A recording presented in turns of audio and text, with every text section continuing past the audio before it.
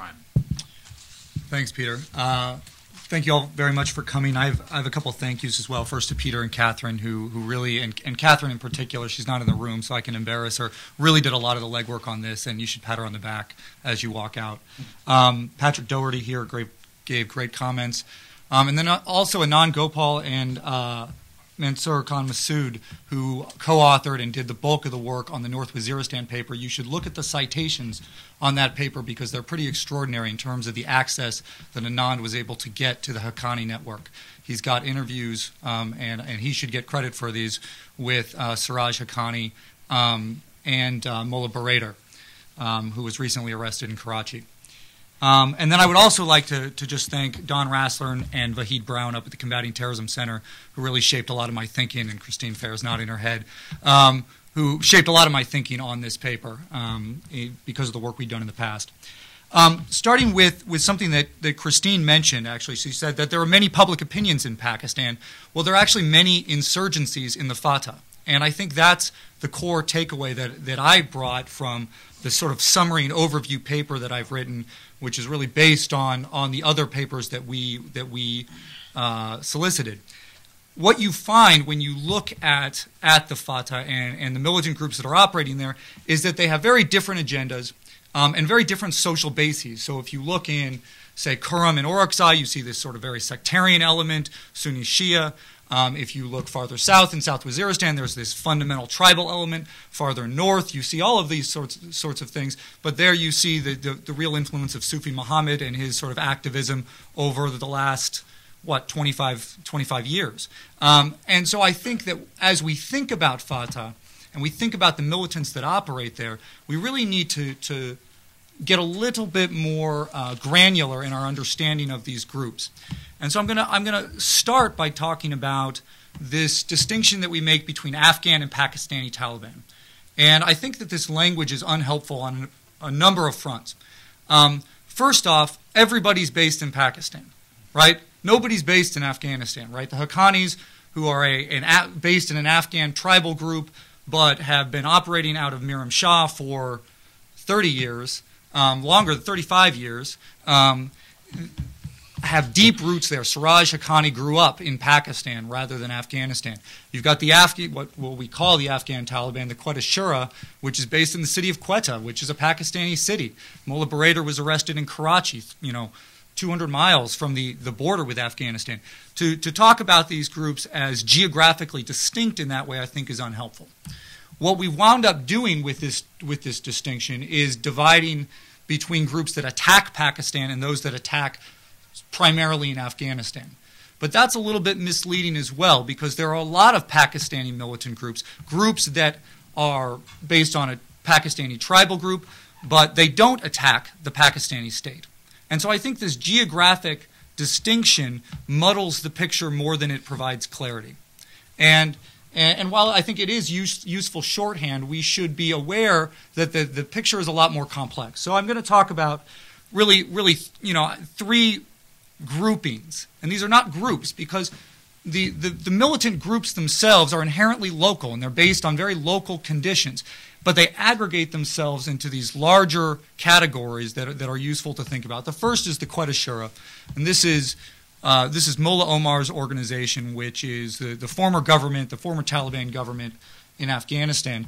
First thing to note here is that this is not a group that is particularly active in the Fatah, right? We say the word Fatah, and people tend to think, well, Pakistan's border with Afghanistan. But Mullah Omar's organization, the Quetta Shura, is based in Baluchistan, and it is most active in Kandahar and Helmand provinces in Afghanistan.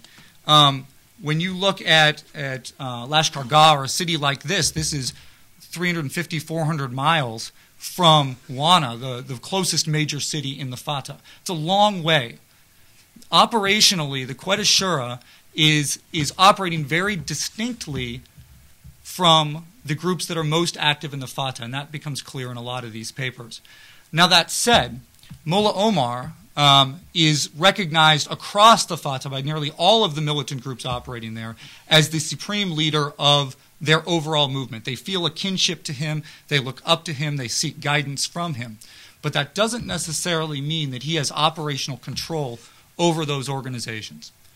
that extends to a large extent even to the Haqqani network, which swears allegiance to Mullah Omar and has been sort of integrated into that movement for quite some time, since the Taliban ran Kabul and Kandahar. I guess they still run Kandahar to a certain extent. So the Haqqani network, this is based. The Haqqanis are from the Zadran tribe in Khost province. They're based out of Miram Shah. They have very good relations with a variety of tribal groups there. Most of them led by a guy named Hafez Gul Bahadur, who is someone that I think we know to a certain extent here in the U.S., but is an important player, especially in North Waziristan, because he does have tribal roots in North Waziristan, whereas the Haqqanis do not. The Haqqanis have this tremendous lineage as a militant network. Everybody looks up to them because of that. But I think that the combination with an organization led by a guy who has deep tribal roots in North Waziristan is what really gives them some credibility and sort of cements their ability to operate in North Waziristan. The Haqqanis, like the Quetta Shura, do not attack the Pakistani government. And this is really important. They have deep ties to the Pakistani government. But some of the Haqqani network's allies in North Waziristan have at various times. Hafez Gul Bahadur among them. That said, Bahadur today is very much, it seems, working with and for, in some respects, the Pakistani state. And that's why there's a lot of skepticism, I think, that we will see the same kind of military action by the Pakistanis in North Waziristan that we've seen in South Waziristan, Swat, and Peshawar. That said, it's interesting when we talk about North Waziristan, because this is a place where the Pakistani military has not been as active, though they have done some operations there. But this is also the place where 60% of the U.S. UAV drone strikes in the Fatah have taken place. Right? This is the place where the militants that the United States seems most concerned about are. But it's not the place where the Pakistanis are putting their sort of best foot forward, as it were, or their strongest foot forward. So I think that's worth noting. And as we watch the Pakistani military operations, until they move into North Waziristan, it's pretty clear that their priorities are not aligned with the United States, which does not mean that their priorities are irrational or evil or something like this. They're just Pakistani priorities, and they make a lot of sense from a Pakistani perspective. But we should keep that in mind. The last group, of course, is the Tehrik-i-Taliban Pakistan, the TTP. The TTP, again, these are aggregate groups composed of many tribal and militant and criminal groups underneath. But the TTP, and I'll wrap this up pretty quick, the TTP essentially is the only major umbrella organization that has determined to attack the Pakistani state. And they were founded in December of 2007. This is after the Lal Masjid incident in Islamabad, where the Pakistani military raided a mosque with a sort of a deep reputation and being a sort of anti-government fomentation, for lack of a better term. The Lal Masjid incident was extremely important across the Fatah militant groups and inspired many to take up arms against the Pakistani state more directly, take a more confrontational stance. That happened in Swat, it happened in Peshawar, and it certainly catalyzed the influence of the Massoud, of elements in the Massoud tribe in South Waziristan that led the TTP. All of this matters because this distinction between Pakistani Taliban and Afghan Taliban, and why I think we need to have a better, more granular understanding, matters because the distinction Pakistani and Afghan, I think, gives credibility to the Pakistani argument that they should only be targeting those elements that attack the Pakistani state. And from a U.S. policy perspective, I think that's worrisome. There are many militant elements in the Fatah that are active in Afghanistan attacking U.S. and NATO troops and that actively harbor al-Qaeda that do not attack the Pakistani state. That said, al-Qaeda plays an important role here, and I think I should mention it. And its role is, we hear a lot about their support to suicide bombers. We hear a lot about the fact that they operate and they provide new sort of tactical expertise and those sorts of things. And that's important. But in my mind, the most important thing that al-Qaeda does in the Fatah, and perhaps the most important and dangerous thing they do anywhere in the world, because of the importance of the militant groups in the Fatah, is they provide ideological justification for the activities of various militant groups, and it's a radicalizing justification. In 2003, al-Qaeda's argument, and al-Qaeda was supporting groups that wanted to assassinate President Musharraf, but al-Qaeda's argument then was the Pakistani military is backing the U.S. war on terror, and therefore they deserve to be attacked. Right? This is one kind of argument, and this is a kind of argument that is propped up over time among militant groups in Pakistan. Now the argument is very different coming from al-Qaeda, and this was, and it is much more fundamental, which is that the Pakistani state is fundamentally corrupt and fundamentally deserves to be overthrown because the Constitution itself enshrines democracy and the rule of people rather than the rule of God. This is a big change, and it challenges some of the ideas of Pakistani militant groups in the past that have operated against India, in Afghanistan, that have said, well, the Pakistani state may not be perfect, but its constitution enshrines an important place for Sharia. And this argument, that notion, has allowed the Pakistani establishment to think to itself, in my mind, look, at least some in the Pakistani establishment, to think, look, if the U.S. is out of Afghanistan, that might actually help us deal with some of our militant groups because we won't be backing a war that these militant groups find unjust. That doesn't hold anymore, at least from al-Qaeda's perspective. And it doesn't hold from some of the things that Hassan just said about Sufi Muhammad. I would put that in this context. When Sufi Muhammad, when you come out and denounce democracy itself, this is a more extreme position, ideologically, than simply saying, these people are backing our enemy. It's more fundamental. And that's why, in my mind, I think the Pakistanis are still slow to respond to a growing threat, even as they respond to the TTP and they respond to the militants that are anti-Pakistan today. What al-Qaeda is doing is it's pulling the rug out from under the pro-Pakistani militants. It's shifting the terrain, the ideological terrain that they sit on. And they've been very successful with this in Iraq and elsewhere, and in Pakistan, in the Fatah, at shifting the way these militant groups think about who their enemy is. And that's what I worry about. I think Pakistan today is going after groups that threaten it today, but they're not paying enough attention to the groups that may threaten it tomorrow. And that's where al-Qaeda is dangerous. I'll end there. And just a note on that, we have a paper on the relationship between the al-Qaeda and the Taliban by Anne Sternson, a Norwegian researcher, and she did something quite clever, which is she looked at the propaganda videos released by al-Qaeda in Afghanistan by province, and she found overwhelmingly that the actions that these videos recorded were in southeastern Afghanistan or eastern Afghanistan, directly across the border from the Fatah. And picking up on something that Brian said, that it's all really about geography in a sense. The reason the Quetta Shura doesn't have much control of the Fatah, it's a long way away, and the reason al-Qaeda doesn't have any involvement in Helmand is it's a long way away. So it's really about where you are geographically, where a lot of these insurgencies are happening. But I wanted Brian just to pick up on something. I think Brian has produced a very useful kind of typology of these groups. I wanted to maybe if you could explicate a little bit further, Brian, agreeing that the distinction between the Pakistani Taliban and the Afghan Taliban sort of obscures more than it illuminates. Brian basically produced 6 questions and looked at every insurgent group in the Fatah through the prism of these 6 questions. So we won't get into a huge amount of detail, Brian, but if you could just tell us what those questions were, because I think these are the fundamental questions about these groups. Yeah, I'll go through a couple of the most important. I don't want to take up too much time, but I think, firstly, we have to ask whether or not they're attacking Pakistan, the Pakistani military or civilians. We should ask whether or not they have a relationship with Mullah Omar and what that relationship is.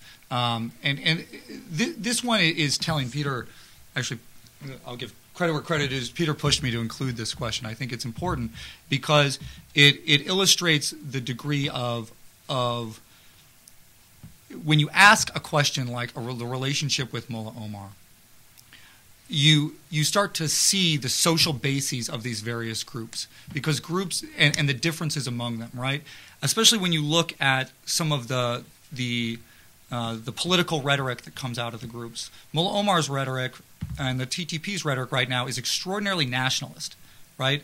Afghan nationalists. They are really trying to promote the idea that they are interested in Afghanistan, and they are interested, if they were to come back to power in Afghanistan, they would be very friendly towards their neighbors. And they're projecting that image towards Pakistan. They're projecting that for, I think, the Chinese and some of the Central Asian states as well. How much does that matter? I mean, how much does that reflect their actual views, I think, is an open question. But it's interesting that that's the image that they want to project. When you look at other militants operating in the Fatah, that is not the image that they want to project. They all want to project the notion that they swear allegiance to Mullah Omar, but everything else they say contradicts his strategy in all sorts of ways. It is about how the Pakistani state is illegitimate fundamentally. It is about Al-Qaeda, for example, is actively developing strategies to target China. And you know, the IJU and the IMU, Central Asian groups, Uzbek groups, are actively trying to find ways to target in Central Asia and in Europe. So you see these other organizations that swear allegiance to Mullah Omar, but they actually sort of diverge in critical and important strategic ways. Now, operationally, it's very difficult to understand how these groups are operationalizing these ideas, but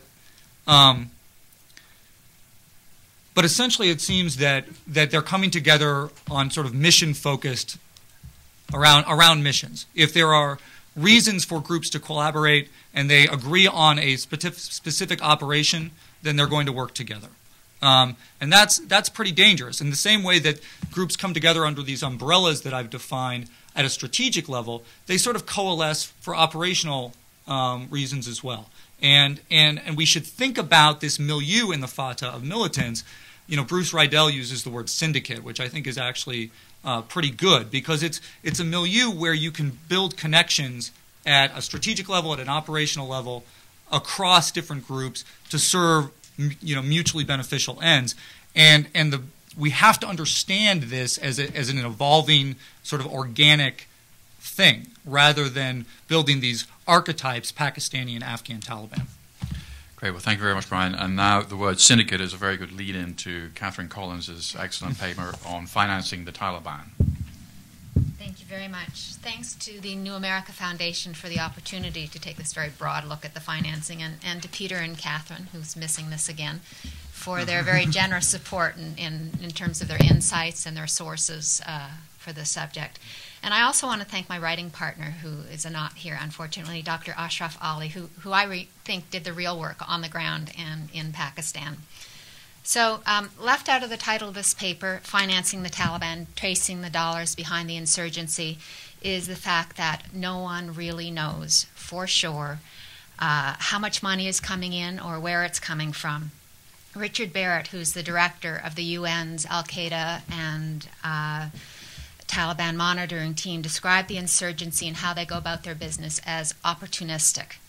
He said they're involved on a local level in anything that makes money, and it doesn't matter to them that they don't choose drugs over one thing, they simply choose what is there. And Thomas Pichman at the UN also, but in Vienna, said it made the point that it doesn't really matter whether or not it's 100 million or 400 million, because for that amount of money, they're not buying U-boats and fighter planes, but they are able to buy weapons.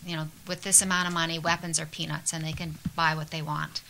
And then, interestingly, Kirk Meyer of the DEA, who heads up that new Afghan threat finance cell, when I called him up in Afghanistan and asked him about specific numbers, he said he was really tired of hearing that question because nobody knows. And he said the far more important question is, do they have enough to operate? And the answer to that question is yes. So there are 2 points that I want to make right now. One is that the insurgency has diversified. They are into drugs and general criminal activities like kidnapping.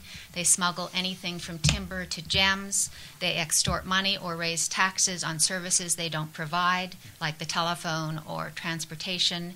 And they have a full-time fundraising arm operating, actively soliciting donations from any sympathetic audience, often in the Gulf states. And two, the other point, really important point, is that Taliban and the insurgency do get a lot of bang for their buck. You know, you're familiar with the phrase, the $10 a day Taliban. But what about the $1 million a year U.S. soldier? Or look at a Bradley tank that costs $3.6 million, or a fighter jet, $150 million, or a Predator drone, which goes for $4.5 million. But an AK-47, I Googled it, and apparently you can get one in mint condition from Romania for $169. And I suspect you can get it for a lot less. And I can tell you firsthand, having witnessed it being used, the AK-47 being used in southeastern Turkey, they work perfectly well when they're held together with duct tape. So my point is that the insurgency can cause, and that it does cause, an awful lot of death and destruction on a budget that may be as little as, who knows, $500 million a year. And as a reference point, that is considerably less than Washington, D.C. is going to spend on public education this year, and their budget is $1.29 billion. So the most obvious source of funding for the insurgency and the Taliban is, of course, the drug trade. And the UNODC says that in 2009, the drug trade generated $3 billion worth of profits. So the question is, how much of that money goes to support the Taliban and the insurgency? And the frustrating answer, again, is it all depends on what you're measuring, because there's the 10% farm gate tax, there's protection money, there's processing, there's transportation, there's the actual trade, there's the trade in precursor chemicals. So at the low end of that of the estimates is the Defense Intelligence Agency's number of $70 million a year. And then Dennis Blair, who is, as you know, the U.S. Director of National Intelligence, has described the money generated by the drug trade as the most important source of funding from inside Afghanistan, and he puts that number at $100 million a year. The UNODC, which has tracked the drug trade as long as anyone, recently reduced their estimate to $125 million a year, down from $400 million. And when I questioned them for the reason behind this dramatic change, they said that they were being very scientific in how they evaluated the drug trade, and they took the number of hectares under cultivation times the price of poppies that year and added in the protection money, and they came up with $125 million. But when I asked them about the other aspects of the drug trade, they said, well, there's no accountant going over the books, and they have to rely on informants for this sort of information. But in that case, you might want to take the number as high as $400 million a year. And then, of course, there are authors like Gretchen Peters, who estimates that the Taliban and insurgency get as much as $500 million a year from the drug trade. But she puts all the elements of it into a single pot to come up with that number. And then there are criminal activities, and those are a double-edged sword, because not only do they fund the insurgency, but they fuel a culture of corruption that undermines both civil society and the government. And there are two interesting aspects of this. One is that the general criminal activity reflects the regional nature of how the insurgency funds itself. In Helmand province, where poppies are grown, where the vast majority of the poppies are grown, that you see that there. But in other parts of the country, you see an evolving sense of opportunism. There's and you see the line between the insurgency and the criminal element is becoming increasingly blurry. And kidnapping is one thing that illustrates both these points. While the kidnapping is on the rise in areas outside of, let's say, Helmand province, where you can make easy money on the poppies, you see it a lot in Pakistan, and you see it in some of the other provinces as well. And some of the analysts date the increase to early 2008, when the Taliban issued a new code of conduct justifying the practice. Omar, the spokesman for the Pakistani Taliban, said at the time that although the Quran condemns the practice, that if kidnapping is done in order to promote and support the Islamic cause, well, then it's okay. And to get a sense of the amount of money at stake here, just take a look at the big ticket targets like journalists, diplomats, foreigners. No government is going to tell you exactly what has been spent in order to get these people back. But there are reports that $2.8 million was paid for the release of the Italian photojournalist Gabriele Torsello, and another $2 million was spent for the release of another Italian who was taken shortly after that. The South Korean government has not confirmed this, but it is reported that they paid $5 million for the release of the busload of missionaries who were taken, 2 of whom were killed immediately in order to make it clear that the intention was quite serious. And even the Pakistanis are at risk here. The Pakistani ambassador, Tariq Azizuddin, apparently was released after $2.5 million of ransom was paid. And no one's safe from this practice, no matter the size of his pockets or his nationality. And Ashraf Ali reported that on these low-budget kidnappings, he said that there was a Pakistani TV actor, Arshad Hussain, whose family paid $11,000 for his release. And then there's Abdul Sattar, who went missing 8 years ago, and his father is still looking for him after paying a $4,000 ransom. The business is so good that the Taliban is able, in many cases, to outsource this and to subcontract the business out. And other crimes are limited only by the resources and imagination. There's timber. Local NGOs report that as much as $100 million in timber has been stripped out of Swat Valley, and that illegal logging has denuded the once dense forests of Kunar province in Afghanistan. And if you've been to Peshawar and you've ever walked through the market there, you can see the evidence of this illegal trade with the huge piles of the wild olive and the oak and the pine. And then there are gems. There are lots of semi-precious gems in both Afghanistan and Pakistan. And Ashraf Ali talked to local officials at one point who talked about how told him that the Taliban had taken over a couple dozen emerald mines and made a deal with local laborers that if they were to mine the mines, they would get 2/3 of the emeralds and 1/3 would go directly to the Taliban. There's also extortion or taxes. It depends on which side of the ledger, I guess, that you're standing on, but they're also a huge source of funding. And Richard Barrett at the UN believes that this is actually provides the bulk of the funding for the insurgency. And the irony is that these are taxes on services that are not provided. They're provided by someone else. But one of the most difficult issues here is when a government or an aid agency gets caught up in this, and they do.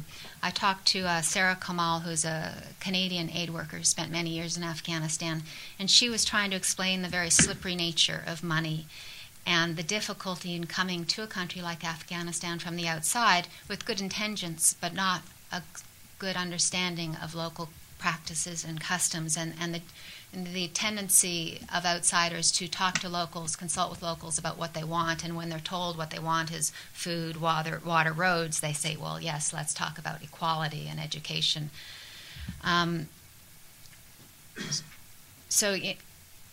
To get the idea of the scope, the dollar values that are at stake here, let's just take one small look at one small contract. It's the Defense Department's host nation trucking contract. It's worth $2.16 billion over 2 years. And under this contract, 8 companies will get up to $360 million each to supply everything from food to toilet paper to ammunition and medical supplies to the 200 or so U.S. bases across the country. Few of these companies actually own trucks, so they have to subcontract to little companies that do own trucks, and it's those companies that have to provide the security, and that's where the problem comes in. It's these layers upon layers of contracts and subcontracts that make the whole process particularly opaque and susceptible to fraud.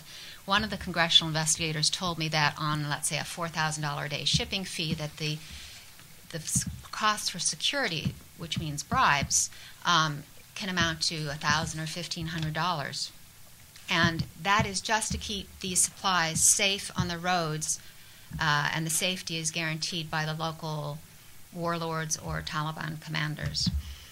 And Representative Tierney of Massachusetts is the person who's led this investigation, and he is using this one example to take a broader look at the unintended consequences or the corruption that can be fueled by the presence of the coalition forces, and he's advocating that we stop and think about how we're spending money there. And some people, though, it's strange. See, some positives in all this. I talked to Doug Wankel, who's a former DE agent, and he's worked both in South America and in Afghanistan, and he calls the criminal elements the criminal capitalists, and he likes to compare what's happening in Afghanistan to what happened with FARC. And he said they started as an ideological group, but as they became more involved with the Pablo Escobars of the world, that it undermined the ideology, and he sees some hope in these trends. So finally, donations. Some people say that it's as much as $100 million a year, but again, the number is very hard to pin down. People are not taking filling out the charitable donations on their tax returns, and 85% of the money moving to from within Afghanistan is moving through the Hawala system, which is very difficult to trace. And you see, anecdotally, you'll see in mosques in Pakistan and Afghanistan the little silver boxes where women can leave their jewelry for the cause, and there are gatherings where businessmen will donate large sums of money, and Ashraf Ali documented these.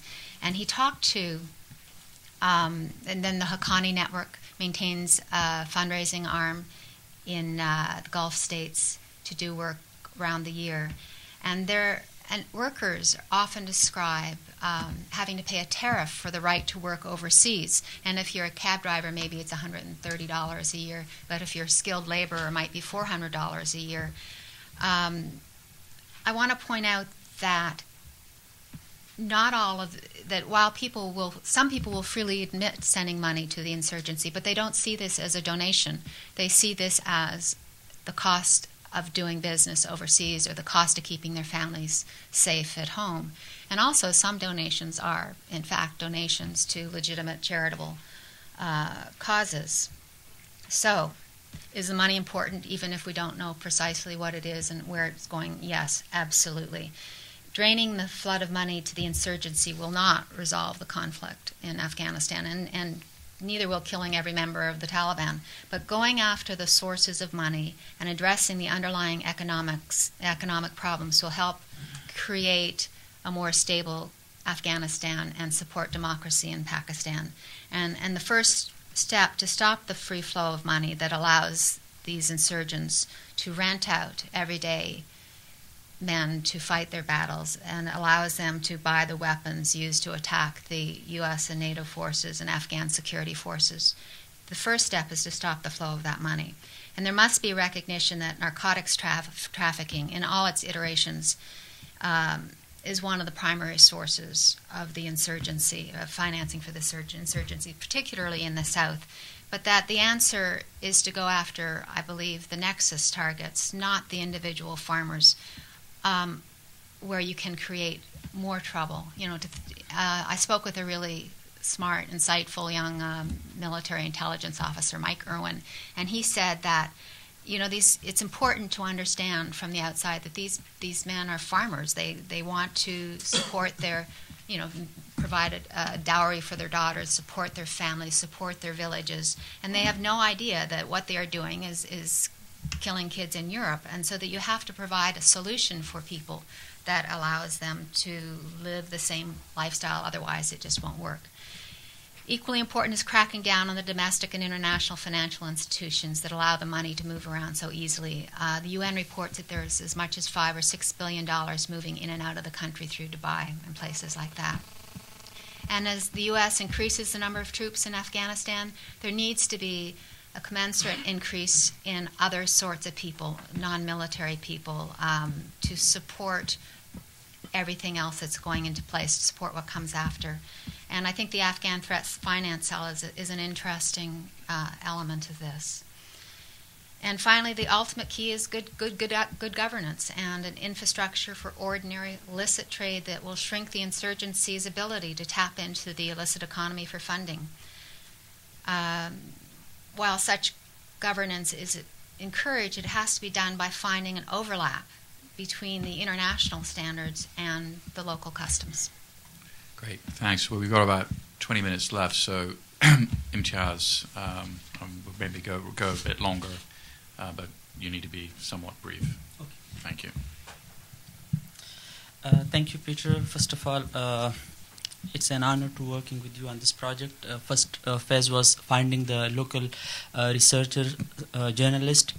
It's always easy for Western and American journalists to go from here, stay at Serena, Marriott, no offense to Christine here, and work there, write report and come back and then present here. But it's very, very difficult for the local journalists and researchers who look at these reports. You will see how in-depth work they have done. They are living there on the ground. Two of them are in North Waziristan, they are from South Waziristan, and rest of them, they are from the frontier province of Khyber Pakhtunkhwa. So it's first I must thank all of them for their great work.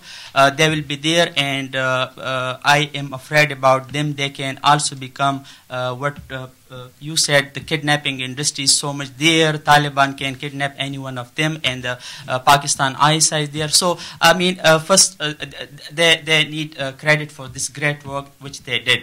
I don't have any paper of my own. I'll just briefly talk here about this. This is all the Hassan Abbas, Samir, and my panel. They talked in detail about the whole issues which we call it the battle for Pakistan today. If you go into the papers, there's one section that is the grievances of the people. That is so far missing here, as far as I know. That's a very important segment, and I was so happy when Peter and Catherine and Brian, they asked me to ask our researchers to put this section into the papers. What are the people grievances? And let me connect that to the current Pakistan. Today is a historic day in Pakistan. Our president, he signed the 18th Amendment, which is considered to be a great step towards democracy, for a genuine democracy and a better Pakistan. It's a huge document.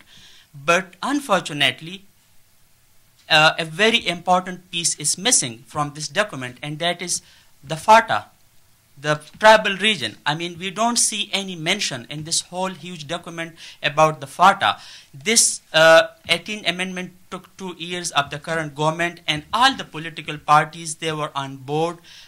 They signed, first the National Assembly signed it, and then the Senate, and today the President of Pakistan, and it is now in effect.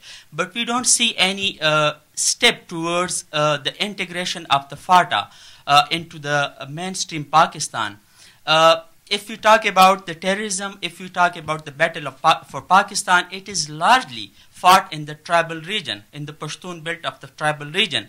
What's happening there? Today, even today, there are no exact figures about the population of the FATA, but more than 5 million people, they are living in inhuman and inhuman conditions. They don't have the human rights, they don't have the political rights, and that's what causing this whole problem.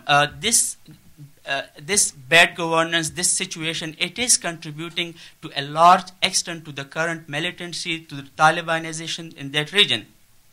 What they want, in the grievances part, you can see they want good governance, which is completely non-existence in the whole tribal region there. And that is something the Taliban have been exploiting for the last few years there.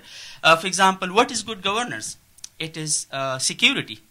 And there's no security for the people, and that's why Taliban are patrolling there. They have taken the line to their hands. Second important thing is the social justice. The Pakistani judicial system, it's not operating there, and Pakistan in the last 63 years, they have the successive regimes, and the current regime, they have done nothing to extend the judicial system, the court system, the police system into the tribal areas. And finally, there are no economic activities there. There are no job opportunities there, and that is what contributing to what she's mentioned about the how the Taliban are recruiting, how these all things are coming there. So this is a very important piece, and which is missing from this whole document. Only military operations will not work. Just last week, we have seen more than 60 people were killed in Khyber Tribal Agency by the Pakistani jet fighters.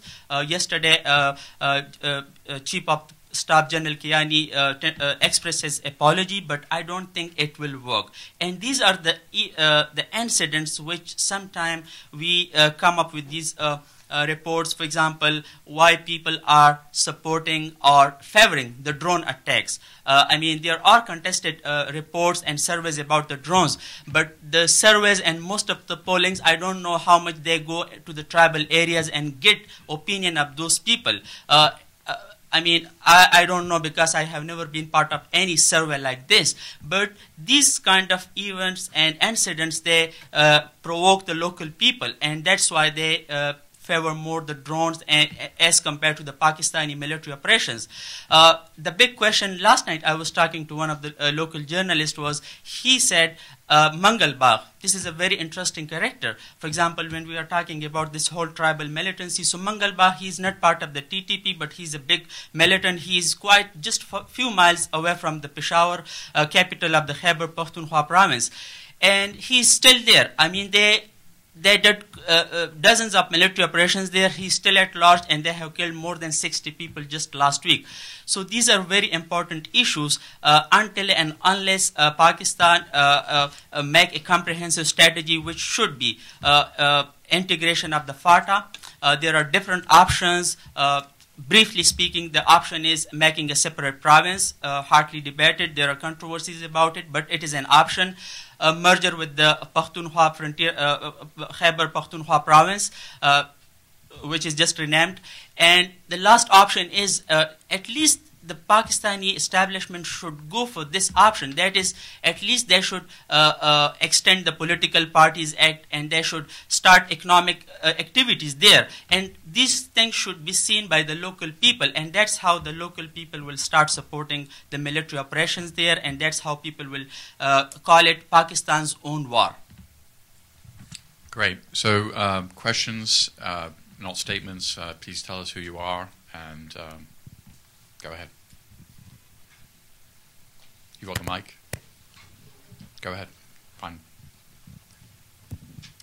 Hi, my name is David Dixon. I'm with the LaRouche Political Action Committee. I don't know if this question is outside of the parameters of this discussion, but I wanted to ask it anyways. How would it affect Pakistan and Afghanistan politically, as well as the public opinion of people there, given a impending the use of sanctions against Iran or a possible military attack against Iran? Yeah, I think that is a little bit outside. We've got a lot of other questions. Can we?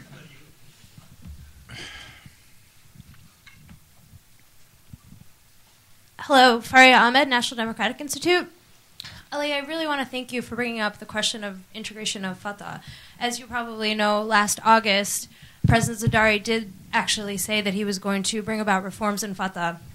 Since then, him and Jelani and others have said that until the military offensives are over in Fatah, they're not thinking about extending political reforms or rights to the federally administered tribal areas. What, in your opinion, would it take for them to actually go ahead with this? Because it's really uncertain when the military operations will end. And what do you think the rest of the Pakistani population needs to do in order to advocate for, or actually just indicate that they actually even care about what's happening in Fatah? Thank you. That's a great question, and many people, when I say this, that it is the right time, many people may say that, well, the time is not conducive for going and integrating this. What I am saying, at least there should be some step, and these steps should be visible, and people should see them. When the current government took over, Prime Minister Gilani was the first one when he talked in the opening session of the current parliament that he is going to abolish the draconian frontier crimes regulations, the regulation which are operational in the tribal region. This is almost 2 years when he said this.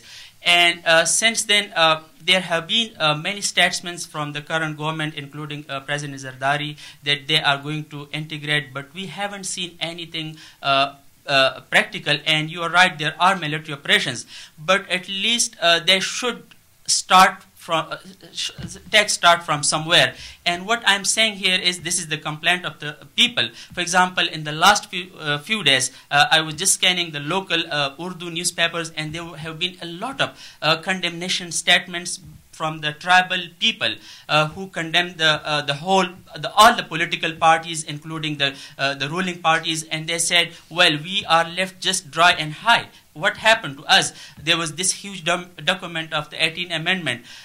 So that's what people are expecting. And just another thing, Hassan Abbas mentioned about the modern kind of extremism, and I tell you, he mentioned Zaid Hamid. Zaid Hamid, if people know him, he went to Peshawar, and Peshawar was the first place where the tribal students from Peshawar University, they almost beaten him up there. And there was then police came and they just rescued him. So there are these positive trends in the Pashtun society, in the tribal society. They are against, and they want to integrate, and still there are obstacles. The big obstacles come from the bureaucracy, from the tribal elders, who want their vested interest they want the status quo to be there. I mean, the status quo for them is to keep the current system. There will be political agent. A political agent, if you people know, he's a mid-career Pakistani bureaucrat, and that is the most sought-after position in the Pakistan bureaucracy because of the huge level of corruption there. Yeah. Go ahead, go on. Hi, Mark Solomon from the Overseas Security Advisory Council. I was wondering, can you speak a little bit to the relationship between more traditional Kashmiri militant groups like the Lashkar-e-Taiba and the relationship with some of the groups in the Fatah and the NWFP? Yeah, I can speak to that a little bit. Imtiaz, I think we'll probably have some things to add. It was interesting. In the papers that we commissioned, there was not a lot of discussion of LET's operations in the Fatah, but they certainly have had camps there in the past and in Afghanistan. And there's a lot more discussion recently of sort of training and cross-fertilization with not only the Fatah groups, but Al-Qaeda and some of the other foreign groups. I think, I mentioned before sort of Al-Qaeda's ability to infect other organizations, and I think that we have to look. Peter just passed me a note recommending that we actually had a paper recently here at New America by Stephen Tankel on LET and its operations, and you should check that out. It's online. It's very good. But he found that there is this sort of growing nexus, but again, it's sort of ad hoc, right? But this is where the threat is going to be in the next 5 years, in my view, is that Al-Qaeda in particular doesn't have that much operational capacity, but though it does have some, and Paul Cruikshank's paper also that we published a couple months back illustrates that, but it can infect groups that have operational capacity, and that some of those groups, though the group wholesale may not come over to Al-Qaeda's viewpoint, but parts of it may, and use some of the operational mechanisms that previously were not directed towards Western targets or something like that. They were directed towards India in a Kashmir kind of setting, may become more ambitious and more aggressive. And I think that's a real threat going forward and something that we should be concerned about. Yeah. My name is Khawar. I'm a freelance journalist. My question is towards Imtiaz. It is about the Fatah. Well, Fatah thing is not maybe only a Pakistan issue. Durand Line as a treaty between British India and Afghanistan, which recently expired, holding Pakistan from taking those final steps to integrate Fatah. It is not simply a local issue. So would you please reflect upon this problem, which is still exists between the two governments, Islamabad and Kabul? Khawar Saab, great question. This is one of the explosive issue Durand Line, and that is the porous nature of the border. It is contributing in a great way to the current insurgency. There are hundreds of points where people can go just cross the border, and that's a huge issue. there was this suggestion few years ago, fencing the border, which was rejected by the Kabul government and the nationalist elements, Pashtun nationalists on the Pakistani side of the border. They say, well, Pashtuns are already divided into different parts, Afghanistan, Balochistan, and FATA in the Khyber Pakhtunkhwa province. So that is really a very, controversial issue. The Durand Line Agreement, which is which need to be signed and which is a big issue between the two countries. There's no easy solution for that. First of all, for the Durand issue, because Afghanistan is not ready to on that way, and Pakistan is also very sensitive. And one of the speculation for resisting giving a Pakhtunkhwa name to the northwestern province was this fear that this could lead up to the greater Pakhtunistan, which will be for the Pashtun of Pakistan and Afghanistan. In that situation, I think there will be problem. Like I mentioned, there are two or three options. Two options basically about the future of FATA. One is a separate province, and one is merged with the Pakhtunkhwa province, and both are hotly contested within the tribal society. What I'm suggesting, this is my personal view, is leave those options at the moment, but at least start extending the Political Parties Act, and there should be some comprehensive strategy for the economic and other development. That should be done. There is no hurdle in that. The Pakistan army is there. The Pakistan army is fighting there. You have seen the Pakistan flag is there. So there should be no problem, at least with the extension of these administrative, political, and economic initiative there. Okay, we're just going to bunch the final questions together. So, Andrew, if you just, we'll take 2 or 3 and then we'll finish up.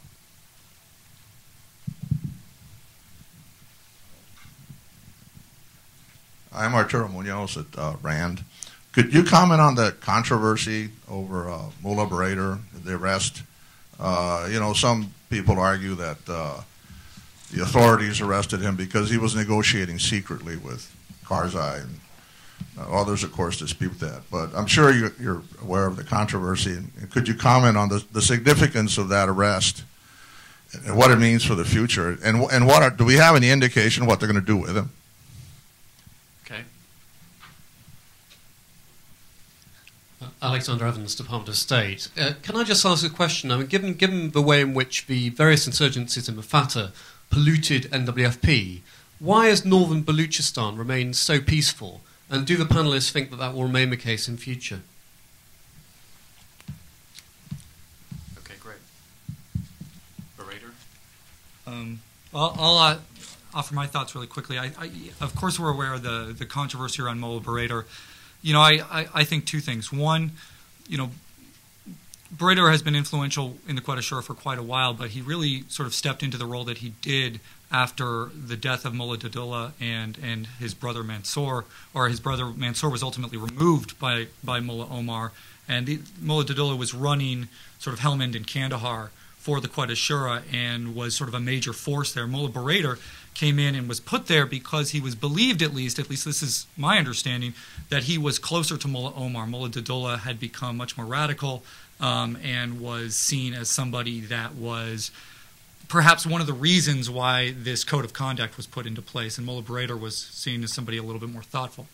That said, if the government in Kabul thought that they could cut a deal with the Quetta Shura without going through the Pakistanis, then it's better that they were disabused of that notion earlier in the process than later. And so whether or not they really were upset about this, it's the nature of the beast. You're going to have to go through Islamabad and Rawalpindi when you're dealing with the Quetta Shura, in my view, at least to a certain extent.